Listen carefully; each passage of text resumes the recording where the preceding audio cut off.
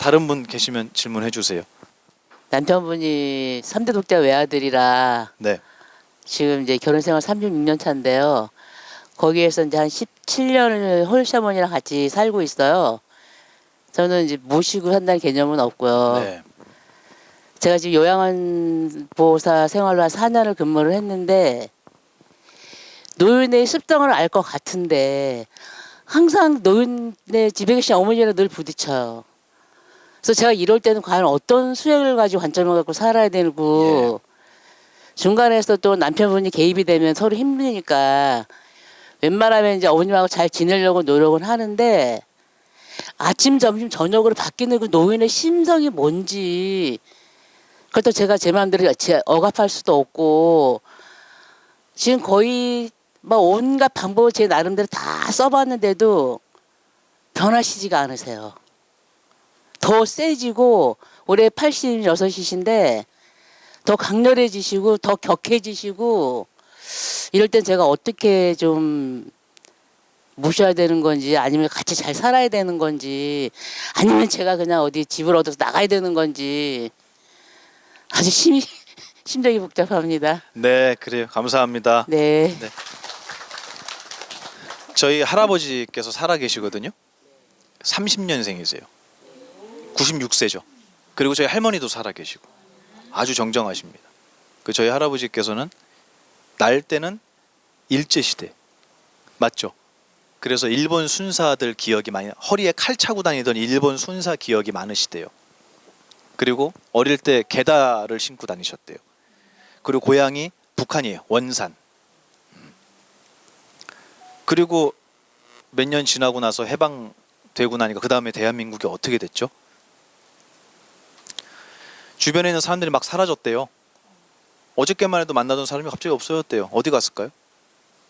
아무도 몰라요. 본인이 북한으로 갔는지 납치를 당했는지 살해를 당했는지 그리고 대화를 하면서도 지금 우리나 대한민국도 정치 때문에 난리잖아요. 근데 그때는 정치가 아니고 이념이. 이념은 총으로 쏴 죽이면 훈장 받는 게 이념입니다, 여러분. 정치 대립은요. 상대방의 정치색이 다른 사람을 총으로 쏴 죽이면 훈장 받아요. 근데 이념은요. 쏴 죽여야 되는 거예요. 이건 정말 무시무시한 일이에요. 몰살시키면 훈장 받아요. 그런 시대를 사셨어요. 그리고 나서 6.25를 겪으시고 백마고지에서 휴전을 맞이하셨대요. 근데 그때 얘기를 쭉 해주시는데 그 평양 공항이 TV에 나오니까 그걸 이렇게 보시다가 저희 할머님께 그러시더래요. 나 저기 알아 그러시더래요. 그러니까 할머니께서 당신이 거기 어떻게 알아 그랬대요. 나 저기 옛날에 총 메고 행군했었어. 평양 공항을 행군하셨대요. 그 넓은 활주로에 소, 말, 사람이 발을 디딜 틈이 없이 깔려 있고요. 옆에 개울이 흐르는데 개울이 아니고 다 핏물이래요. 시체를 치울 수가 없대요. 그래서 행군 길이 있는 게 아니고 이렇게 넘어가야 된대요. 시신을. 그리고 북으로 올라가시는 거예요. 진군을 하는 거예요. 근데 거기 있는 사람들 다 어느 나라 사람이에요? 우리나라 사람들이. 그리고 저희 조부께서는 북한이 고향이시니까 북한말 쓰실 거 아니에요. 거기에 누워있는 사람이 구멍이 몇 개가 나갔고 피가 꼴락꼴락 이렇게 나고 있대요. 근데 그러더래요. 살려주시오 살려주시오 그러더래요. 그러니까 총을 메고 가시면서 그랬대요. 미안합니다. 죄송합니다. 미안합니다. 이러고 거길 지나가셨대요. 그 얘기를 저한테 해주시는 거예요. 그리고 백마고지에서 유엔군이 아무도 기관총을 안 잡더래요. 왜냐면 몇 시간 있으면 휴전된 거 다 알거든요. 근데 미쳤어요. 거기 올라가갖고 총질하다가 맞아줄게? 총 맞아줄게? 아무도 안 놀라래. 그래서 우리나라 군인들이 다 올라가 쐈대요. 몇 시간 있다 여기 휴전인데도 그때까지는 총을 쏴야 되는 거예요. 이게 이념이라는 거예요, 여러분. 이거는 있을 수는 없는, 이건 말도 안 되는 거예요. 다 쏴 죽이는 거예요, 그냥. 옷이 다르다는 이유로. 이런 시대를 겪어오셨어요. 충격이죠. 그리고 나서는 군사 독재 시절. 그리고 나서는 매일매일 굶었던 얘기만 하세요, 저한테. 그리고 나서 이제 우리나라가 이렇게 잘 살게 돼서 96세신데 저한테 스마트폰으로 문자 보내시고요. 제 영상 다 보세요. 대단하시죠? 그 문자 보내는데 가끔 못 알아듣는 말을 이렇게 막 보내시고 오타가 나니까. 그래서 제가 자주 봬요. 그러면 그분이 저를 만나면 무슨 얘기 하실까요? 옛날 얘기. 그렇지. 제가 이 얘기를 하려고 이렇게 서론이 길었던 거예요. 왜 옛날 얘기를 하시는지를 여러분 공감하자고 얘기를 한 거예요. 과연 그게 작은 일이었겠냐는 거예요. 여러분도 여기에서 어린 시절에 배골쿠 사신 분들, 우리 거사님도 많죠. 네, 옛날 분들. 예, 옛날 분들. 배골쿠 사셨다고. 저는 옛날 사람이 아니잖아요. 저는 이제 나이가 30대 초반인데. 아니, 너무 세게 웃으시는데? 그런데도 저는 밥 굶은 적 많아요. 절에서. 저 절에 살면서 밥을 많이 굶었어요. 그때는 몰랐어요. 그냥 그럴 수 있지라고 생각했어요. 근데 지금 생각해 보면 제자들이 줄줄이 있는데 밥을 굶으면서도 무언가를 공부하겠다고 붙어 있는 제자들을 보는 스승의 기분이 어떨까를 저 요즘 많이 생각해요. 저희 스승님은 4년 전에 열반하셨거든요. 그렇게 먹을 게 없는데 제자들이 그걸 공부를 하겠다고 붙어 있어요. 여러분 같으면 어떻게 하시겠습니까? 당장 돈 벌러 나가지 않겠어요? 여러분 그 마음으로 자식 키우셨잖아요. 예, 그게 부모 마음이잖아요. 근데 저희 스승님은 어떻게 하셨냐면 법당에 앉아서 경전을 피시는 거예요. 누가 그렇게 할 수 있어요? 누가? 내일이 없고 모레가 보장되지 않아요.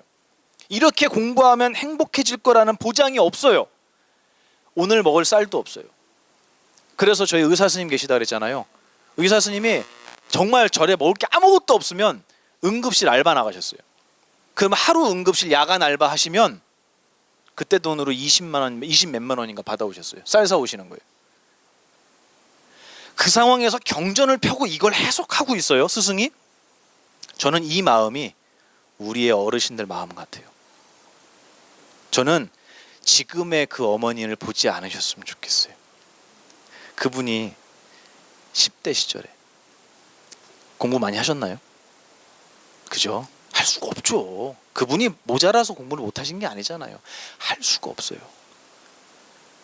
저희 할머니께서 우물 앞에 그렇게 여러 번 쓰러져 계셨대요. 먹을 게 없으니까. 그 우물물 맨날 드시다 맨날 쓰러지는 거 거기서. 근데 놀랍게도 저희 할아버지는 아무것도 할 줄 아는 게 없는 분이에요. 총만 쐈어, 총만. 맨날. 그런 세대를 살아오신 분이 지금의 행복, 지금 나의 주변에 있는 인연, 아니면 이런 공부에 관심을 가질 수 있는 그런 세대냐는 거예요. 너무너무 아파요. 저는 그분들을 보면. 그래서 제가 항상 큰 법회를 할 때 노인분들이 많이 오시는 법당이 있어요. 지금 여기는 평균 연령이 제가 보니까 한 35세 정도 되는 것 같아요. 근데 진짜 80, 90된 분이 와서 법회를 듣는 자리엔 제가 빠짐없이 이 얘기를 해요. 대한민국을 이끌어 오신 분들, 대한민국 불교를 기복불교든 그게 스님들이 싸움을 했던 뭐 했던 그게 문제가 아니고 안 끊어졌잖아요. 어쨌든 전국의 전통 사찰이 남아 있잖아요. 조선시대는 사대문 안에 있는 전통 사찰은요 다 기생집이었어요. 여러분, 부처님 목을 다 잘랐어요, 유생들이. 여러분, 조선시대의 불교 역사를 보시면 정말 가슴이 터져요. 스님들은 500년 동안 사대문 안에 발을 들일 수가 없었어요. 사대문 안에 절이 몇 개 있어요. 그래서 전통사찰이 없어요. 몇 개. 인왕산에 있는 절들 왕궁 내려다본다고 다 없애라 그랬어요. 그런 세대를 겪어서 지금 이날까지 온 거예요. 여러분, 고맙지 않습니까?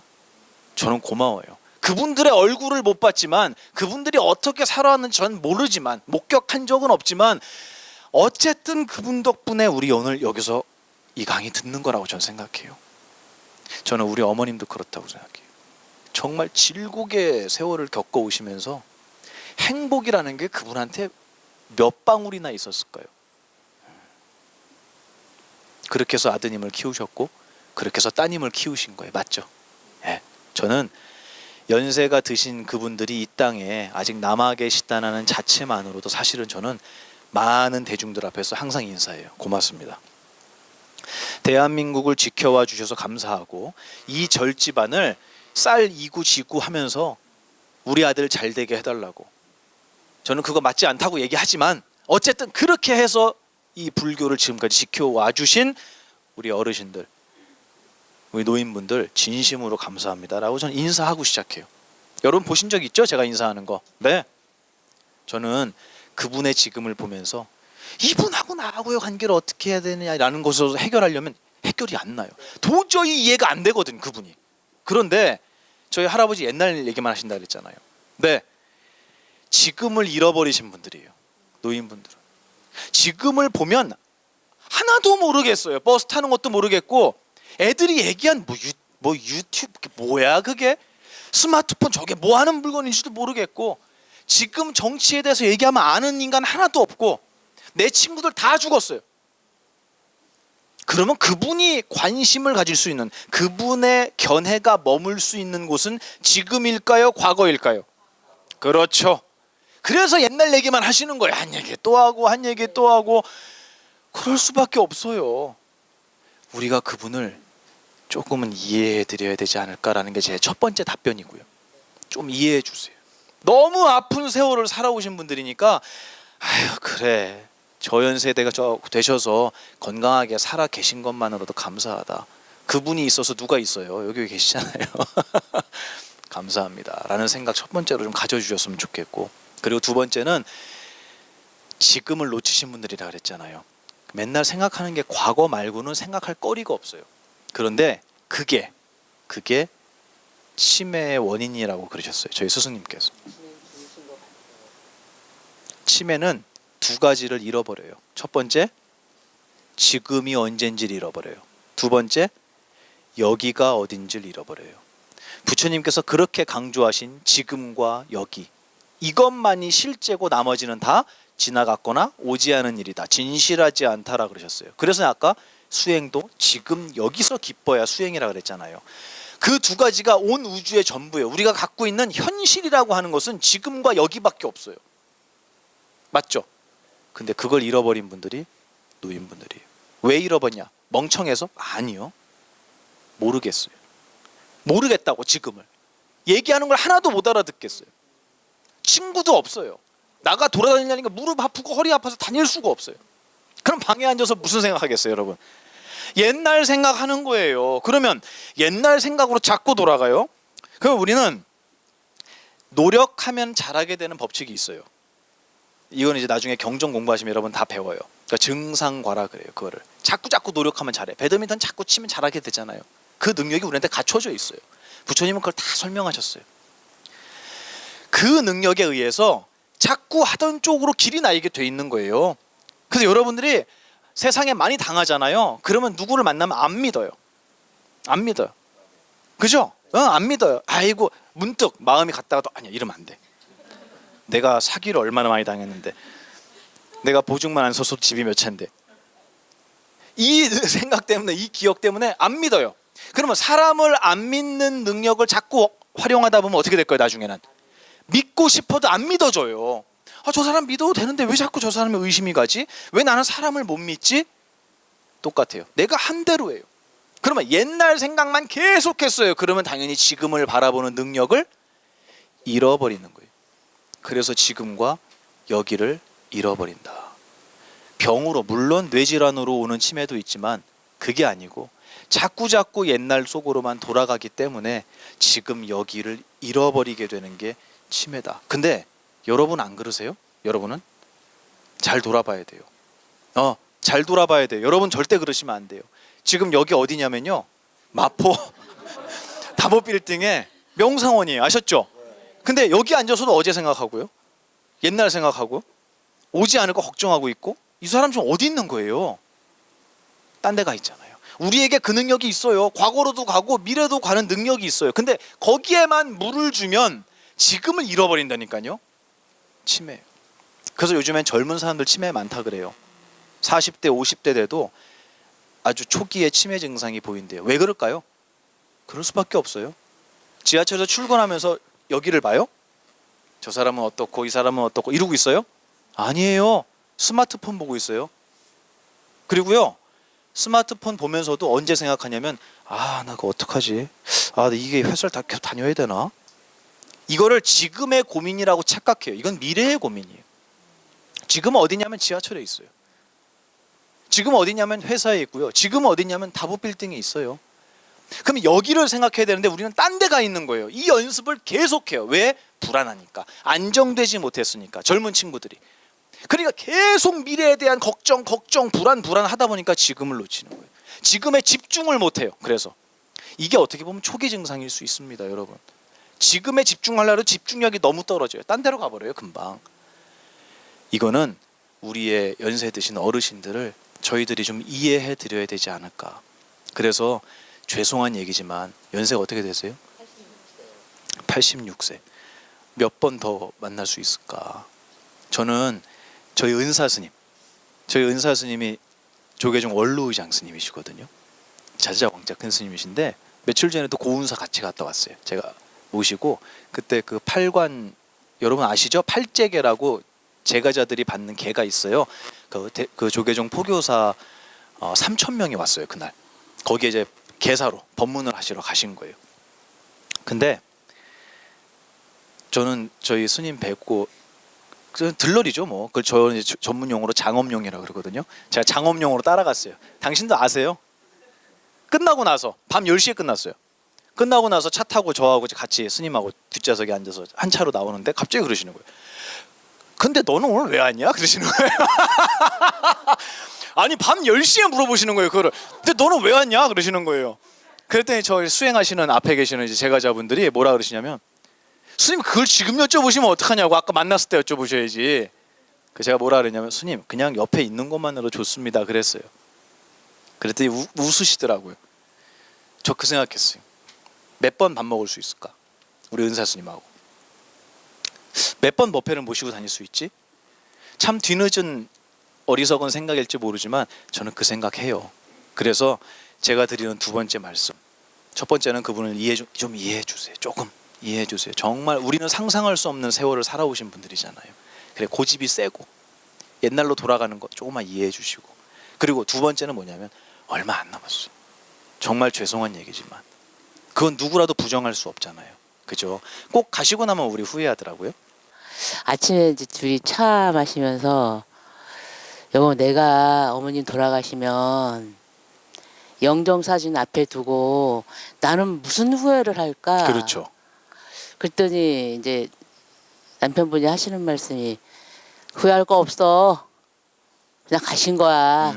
그렇게 생각하라고 또 위로를 해주시더라고요.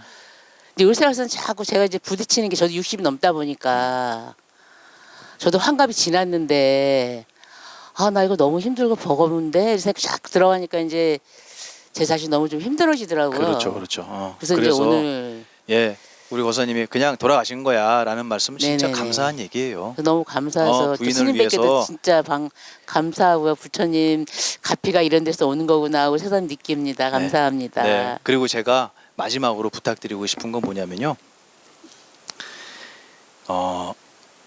잠들기 전까지 부부 싸움하고 자면 무슨 꿈 꾸겠어요? 고소하는 꿈 꿔요. 고소당하는 꿈 꾸고요. 남편한테, 부인한테. 이 얘기는 뭐냐면 잠들기 전 내가 현실이라고 하는 순간의 마지막 순간이 무엇의 시작이에요? 꿈의 시작인 거예요. 이어지는 거예요. 그렇게. 맞죠? 잠들기 전까지 했던 생각을 꿈에서 이어져서 하는 거예요. 그래서 끝은 끝이 아니라 시작이에요. 이거를 불교 용어로 종이부시. 그렇죠.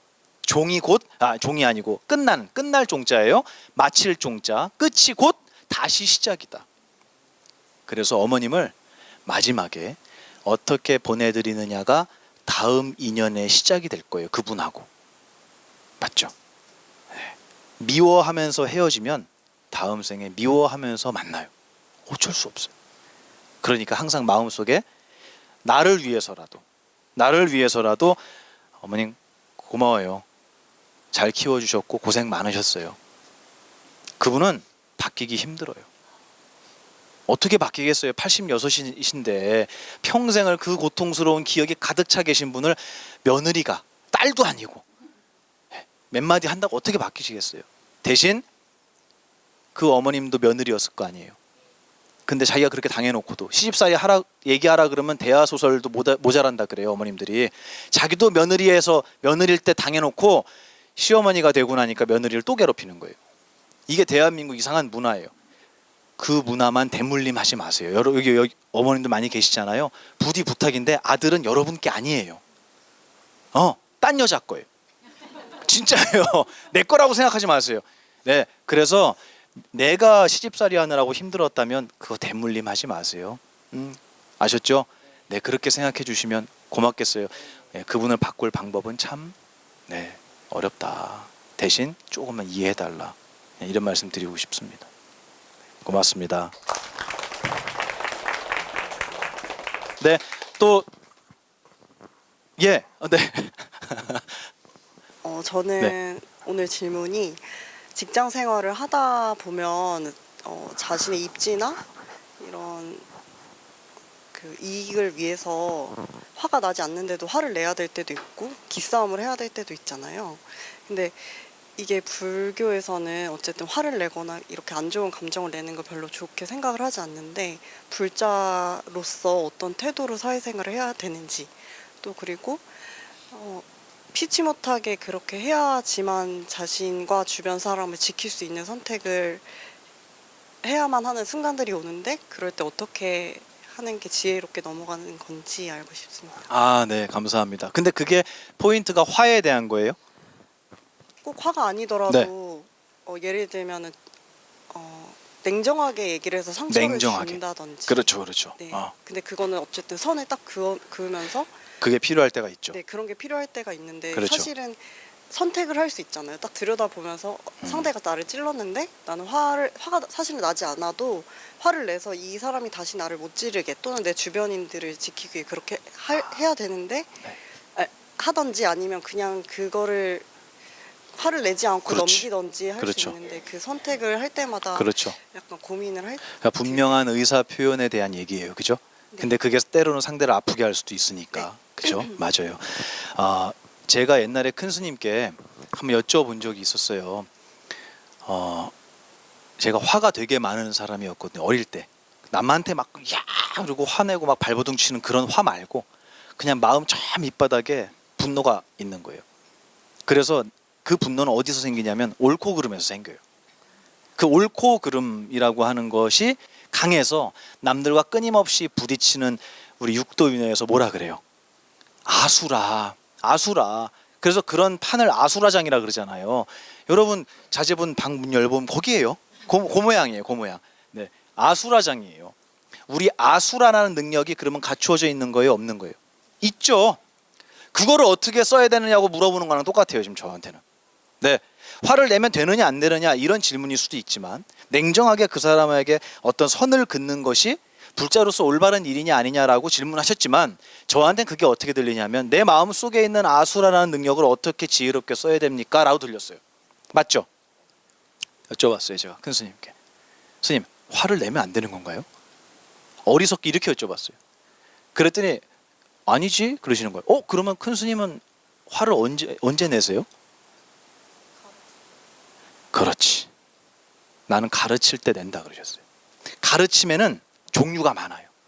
따뜻하게 타이르는 것도 있고 때로는 무섭게 훈계하는 것도 있어요. 이거를 경에서도 부처님 똑같이 쓰세요. 어리석어서 이해하지 못하는 사람과 이해를 잘하는 사람한테 포교의 방식이 달라져요. 부처님이. 이해를 잘하는 사람한테는 설명을 하는 거예요. 이건 이렇고 저건 저렇고 설명을 하세요. 근데 이해를 잘 못하고 고집이 센 사람한테는 어떤 방법을 쓰는 줄 아세요? 인과법을 설명해라 라고 하세요. 인과법. 너 이렇게 되면 나중에 어떻게 된다? 너 벌 받아. 너 나중에 그대로 받아. 협박 아니에요? 협박이에요. 공갈 협박이에요. 이해하지 못하고 고집을 부리는 사람에겐 인과법을 설해 주신다 그랬어요. 또 열반경인가에 나올 거예요. 거기 뭐라고 나오냐면 사자처럼 두려움이 없을 때도 있어야 돼요. 근데 사슴처럼 두려워할 때도 있어야 돼요. 그리고 눈풀처럼 겸손할 때도 있어야 되는 거예요. 맞죠? 그리고 온 우주의 왕처럼 당당할 때도 있어야 되는 거예요. 이걸 다 설명하세요. 그러면 우리의 능력 중에 단 하나라도 버리란 얘기예요? 안 버리란 얘기예요? 버리지 말란 얘기예요. 아니, 삼계 대도사이신 부처님이 뭘 사슴처럼 두려워할 게 있을까요? 인과법이에요. 내가 지은 행동에 대한 결과는 두려워할 줄 알아야 되는 거예요. 그걸 두려워하지 않으면 막행막식해요. 막 살아요. 그리고 그 씨앗이 여물어서 나중에 열매가 되어오면, 제가 그랬죠? 씨앗과 열매는 모양이 다르다고. 사과 씨앗은 사과처럼 안 생겼어요.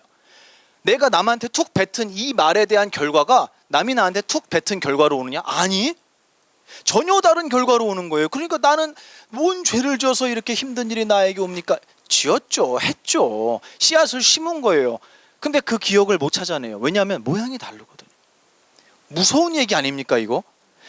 내가 지금 이 순간에도 심고 있는 씨앗의 열매가 어떤 모양일 줄 몰라요. 향기로운 뭐가 있을까요? 향기로운 사과가 될 수도 있는데 심은 게 두리안이에요. 두리안 좋아하세요? 아, 좋아해요? 아, 그 얘가 잘못됐는데? 뭘 얘기를 해야 되나?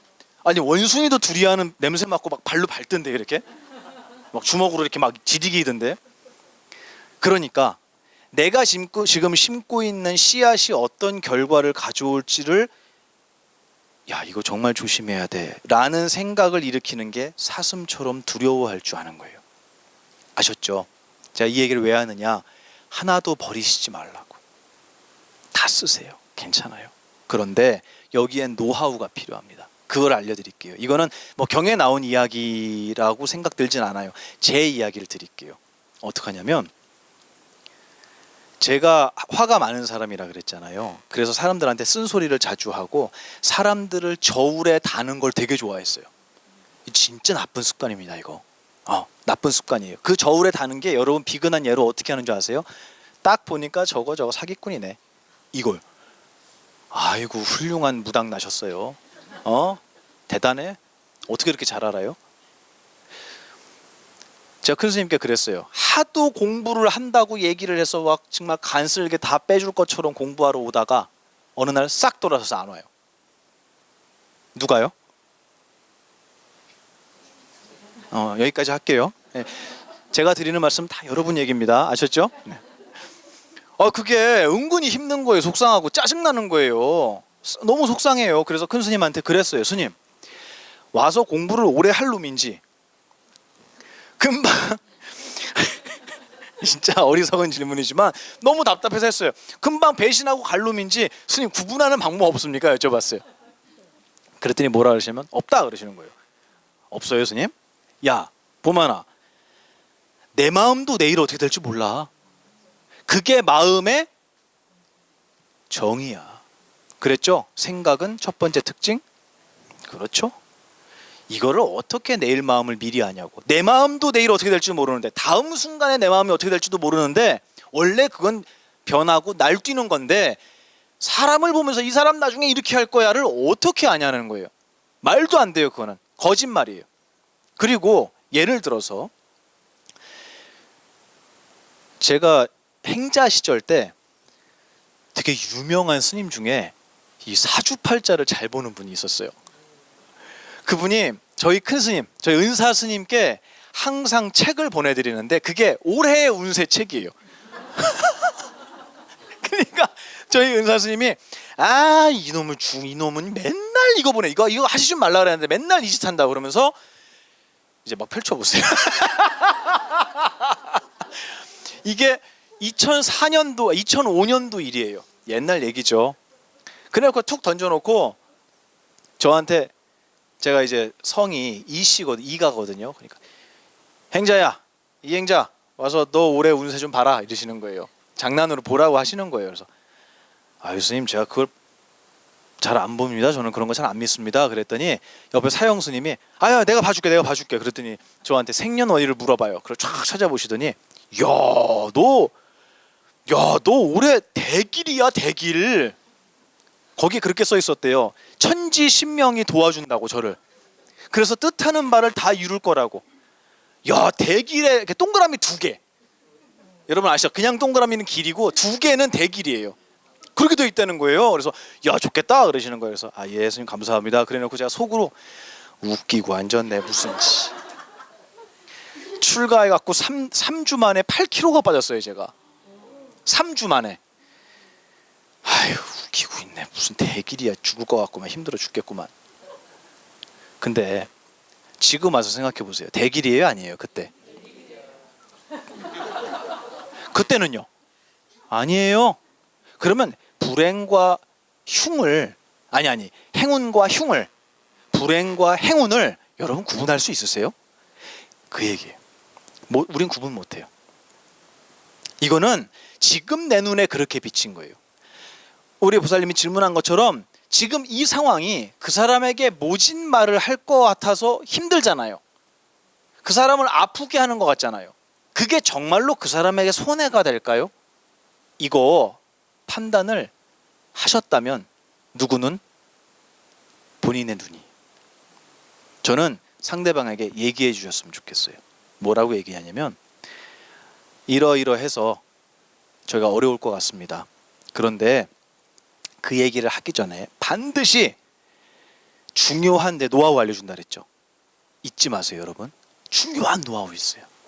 뭘까요? 칭찬이에요. 칭찬하는 거예요. 칭찬. 제가 이번에 안산 소방서에서 강의했는데요. 기성세대와 요즘 젊은 세대 간의 갈등을 소통 자체가 안 된대요. 어떻게 하면 좋겠냐고. 그래서 제가 기성세대 분들한테 부탁했어요. 이제 젊은 친구들은 제가 막말로 혼을 냈고 어떤 얘기했냐 막 그 얘기했어요. 고마운 줄 알으라고. 너가 딛고 서 있는 이 땅이 그냥 만들어진 게 아니라고. 이 대한민국이 그냥 만들어진 게 아니라고. 너가 몇 푼이나 보탰어 대한민국 만드는데. 한마디로 이거였어요. 아무리 썩어 빠진 대한민국이라고 느껴진다고 해도 밥은 안 굶잖아. 불 켜면 전기 들어오잖아. 물 틀면 수도꼭지 틀면 물 나오잖아. 옛날엔 그게 안 된 세대가 있었잖아요. 그 대한민국을 바꾼 게 누구예요? 어른들이에요. 기성세대예요. 아무리 그분들이 지금 어떻게 내 눈에 보이더라도 감사할 줄 알아라. 이게 그 얘기 제가 젊은 분들한테 드린 말씀이었고 기성세대한테 그래서 칭찬 좀 하시라고 제발. 이 친구들 놀고 먹는 것 같아도 아니에요. 고민 많습니다. 최선을 다하고 있어요. 배운 데 안에서는 최선을 다하고 있어요. 칭찬해 주세요. 노하우. 제가 정말 절실히 느낀 노하우예요. 여러분 주변에 있는 분들한테 칭찬하세요. 가까운 사람부터. 어렵죠? 왜 어렵냐면요. 연습이 안 됐어요. 트집 잡는 거는 여러분 선수라니까요. 거의 제가 볼 때 문화재급이에요. 무형문화재급이에요. 왜냐하면 상상할 수 없는 트집을 잡아요. 정말 대단해요. 그 눈이. 대단해요. 근데 칭찬하는 건 연습을 안 하신 거예요. 해본 적이 별로 없어요. 노력을 안 했어요. 그래서 칭찬하라 그러면 너무너무 어색하고 버거워요. 그래서 제가 그 노하우까지 드렸어요. 칭찬할 게 전혀 없는 인간이 있습니다. 있어요 없어요? 있죠. 집에다 하나씩 있잖아요. 있어요. 눈 씻고 찾아봐도 얘는 도대체 어디가 예쁜 건지를 모르겠어요. 저도 그런 사람이 있어요.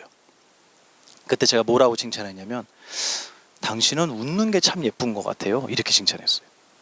그 얘기 듣고 이 사람이 웃었을까요? 안 웃었을까요? 그렇죠. 칭찬은 여러분 어른이 밑에 사람한테 하는 거예요? 아랫사람이 윗사람한테 하는 거예요? 어른이 하는 거예요. 그죠?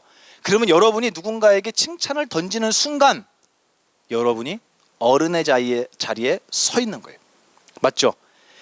내가 쓴소리를 해야 되는 사람이 있다면 먼저 칭찬해 주세요. 이렇게 만나게 돼서 정말 고맙다고. 그리고 얼마나 노력하시는지 잘 압니다. 그 사람이 나한테 어떻게 했든 간에 일단 칭찬을 해주세요. 그리고 그 사람 언제 어디서 다시 만날지 모르잖아요. 그죠? 다시 얘기하면 내 주변에 있는 모든 사람들을 아름다운 인연으로 만든다고 생각을 하시고 나서 그 뒤에 그 얘기를 해도 늦지 않아요. 먼저 칭찬. 정말 고맙습니다. 당신은 참 이걸 잘하시는 것 같아요. 그런데 제가 지금 이 자리에 있잖아요. 제가 이 당신의 이 얘기는 제가 사실 받아들이기가 좀 어렵습니다. 그런데요, 제가 거절하는 게 아니라 제 상황이 그래요.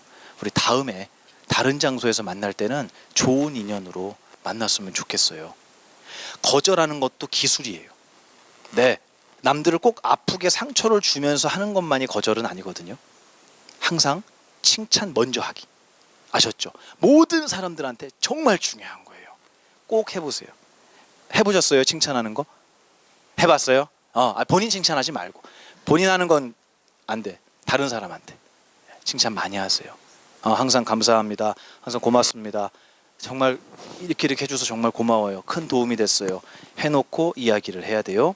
그렇기 때문에 이것을 한마디로 정리하면 저희 큰 스님은 이렇게 표현하셨어요. 연극하듯이 해라 이렇게 하셨어요. 우리 어차피 생각은 내가 아니에요. 내가 아무리 그 사람이 사랑스럽게 느껴져도 지금 사랑스러운 거지 그분이 뒤돌아서서 나 뒷담화하면 사랑스러워요? 이거 봐. 도대체 우리의 감정은 몇 그램짜리입니까?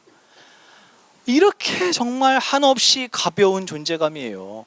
근데 그게 나에게는 한없이 무거웠던 거예요. 이렇게 순간순간 바뀌는 우리의 생각, 감정을 우리는 평생 나로 삼고 살아왔어요. 그만하자는 거예요. 그러지 말고 지금 나의 이 생각은 절대 내가 될 수 없어. 내가 지금 슬프지만 이 슬픈 생각은 어떻게 될 거야? 그렇죠. 배웠잖아요. 그래서 큰 스님께서 연극하듯이 해라 라고 하셨어요. 칭찬도 연극. 남에게 훈계할 때도 연극하듯이. 그러면 그 사람이 진짜 미워지지 않아요. 첫 번째는 칭찬해라. 두 번째는 얘기할 때 연극하듯이. 꼭 한번 해보세요. 네, 그래. 답이 됐나요? 네, 감사합니다. 긴 시간 동안 함께 해주셔서 정말 감사드리고요. 그리고 끊임없이 스스로를 아름다운 수행자로 만들려고 하시는 여러분의 서원이 지금도 여러분 가슴 속에 씨앗으로 남고 있어요. 하나도 안 없어집니다. 저는 그 법칙을 분명히 믿어요. 이 시간 헛된 시간이 아니니까요. 마음속에 나는 불자다. 나는 부처님의 가르침을 공부하는 수행자다. 라는 자부심 가지시고요.